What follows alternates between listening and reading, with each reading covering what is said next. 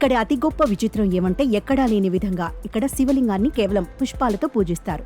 ఇన్ని రకాల పూలతో ఇంత గొప్ప అలంకారాలతో ఈ భూమిపై ఎక్కడా శివుణ్ణి పూజించరనే చెప్పాలి.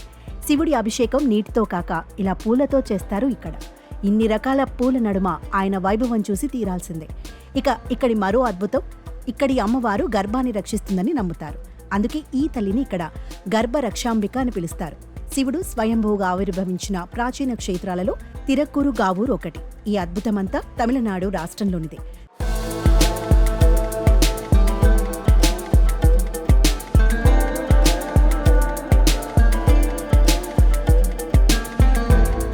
తంజావూరులో పాపనాశనం తాలూకా పరిధిలో ఈ క్షేత్రం వెలుగొందుతోంది. ఇక్కడి స్వామిని ముల్లైవనాథర్ అని పిలుస్తారు. ఇలాంటి క్షేత్రం దేశంలో ఇంకెక్కడా లేదు. శైవ మహాభక్తులైన అప్పర్, సుందరార్, జ్ఞాన సంబంధర్ ఇక్కడి స్వామివారిని కీర్తించారు. స్వామివారి దర్శనం వలన చర్మ సంబంధమైన వ్యాధులు తగ్గిపోతాయని భక్తులు విశ్వసిస్తుంటారు.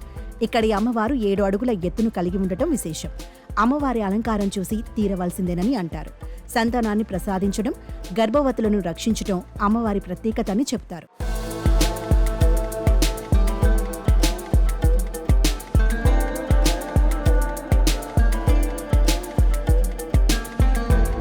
వెయ్యి సంవత్సరాల క్రితం నాటి ఈ ఆలయంలో అడుగు పెట్టడంతోనే అనిర్వచనీయమైన అనుభూతి కలుగుతుంది.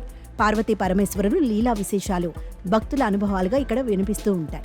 సంతానాన్ని ప్రసాదించడం, గర్భవతులను రక్షించడం అమ్మవారి ప్రత్యేకత అని చెప్తారు.